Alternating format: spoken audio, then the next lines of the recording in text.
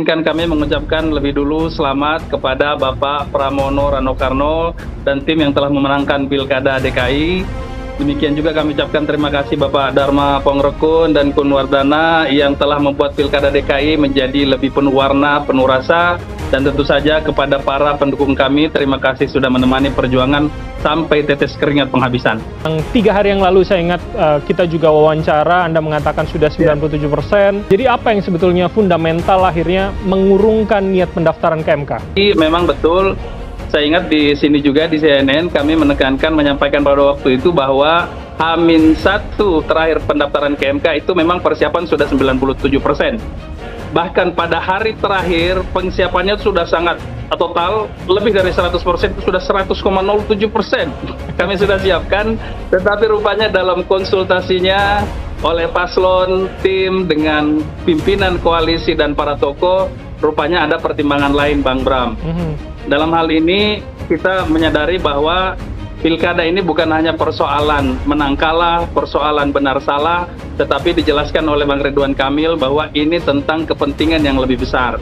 Apa kepentingan yang lebih besar itu? Beliau sampaikan tadi di konferensi pers, dan kalau tidak keliru juga diposting di IG beliau, bahwa kepentingan yang lebih besar itu pertama adalah demokrasi yang damai, dan yang kedua adalah menghargai pilihan masyarakat warga Jakarta. Dan beliau karena itu legowo menerima dan mengucapkan selamat kepada Bapak Pramono dan Ranokarno. Oke, artinya pimpinan koalisi ini Pak Prabowo, 13 partai politik, ketua-ketuanya ini semua akhirnya legowo bersama begitu ya, Mas Farudin? Konteksnya ini Bang Bram, pada dasarnya adalah konsultasi. Bagaimanapun masukan-masukan dari beliau-beliau semua, keputusan akhirnya ada pada paslon dan tim koalisi pengusung. Dan dalam hal ini seperti tadi saya sampaikan bahwa ada pertimbangan untuk kepentingan yang lebih besar tadi. Yakni kalau misalnya kita perhatikan Bang, pertama memang dikhawatirkan ke depannya akan benar-benar terjadi kelelahan politik pada pemilih. Kalau sebelumnya kan saya sudah sampaikan bahwa kelelahan politik ini konteksnya hanya pada penyelenggara sehingga pekerjaannya kurang profesional. Tetapi kalau ada putaran kedua, maka ternyata kita pikir-pikir pemilih juga benar-benar akan lelah karena itu selisihnya cuma 2 bulan.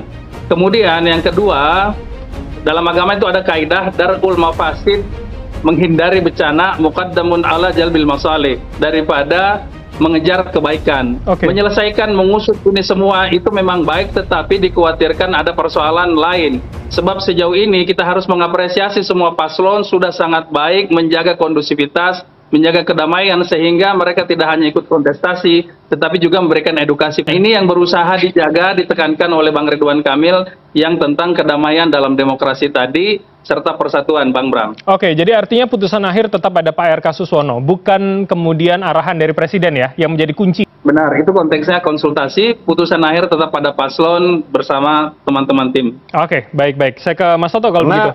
Ketika kita baca berita hari ini, saya tidak tahu ya apakah sudah bisa dikonfirmasi atau tidak, ada isu yang menguat bahwa Kang Emil akan dijadikan koordinator badan aglomerasi sebagai bagian dari fungsi baru daerah khusus Jakarta, yang notabene berarti nanti Ridwan Kamil juga akan mendapatkan jabatan yang memang itu otoritas dari Presiden. Oke, baik. Ini langsung dikonfirmasi kalau gitu. Jadi jangan-jangan jadi ketua aglomerasi begitu, itu lebih masuk akal kan kemudian untuk Kang Emil? Sejauh ini tidak ada pembahasan tentang persoalan itu di kami, Bang Bram. Dan yang kedua, perlu diingat bahwa sosok Kang Emil ini kan sosok profesional yang sudah punya begitu banyak kesibukan. Beliau maju di Pilkada DKI ini bukan karena mencari pekerjaan atau semacamnya, saya kira ya. Saya lebih meyakini bahwa memang sama seperti yang dimusyawarahkan bersama para pimpinan, bahwa ini konteksnya untuk kepentingan yang lebih besar, karena alhamdulillah Jakarta bisa memberikan teladan bagaimana pilkada yang damai, kondusif, dan sama sekali tidak ada gesekan-gesekan yang buruk di lapangan.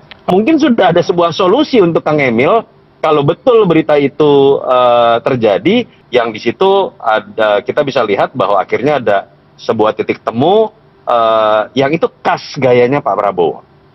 Oke, baik-baik. Ini saya konfirmasi. Jadi kalau disebut khasnya Pak Prabowo, ada titik temu yang bisa semua kepentingan begitu, seperti itu, Mas Farudin?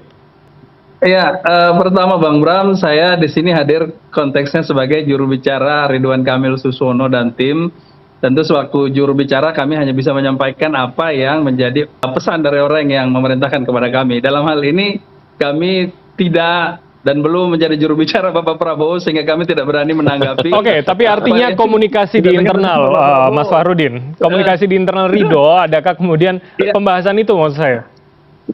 Ya, sama seperti saya sampaikan tadi Bang Bram sebelumnya, saya sudah sampaikan bahwa pembahasan tersebut sama sekali tidak ada di tim kami terkait aglomerasi.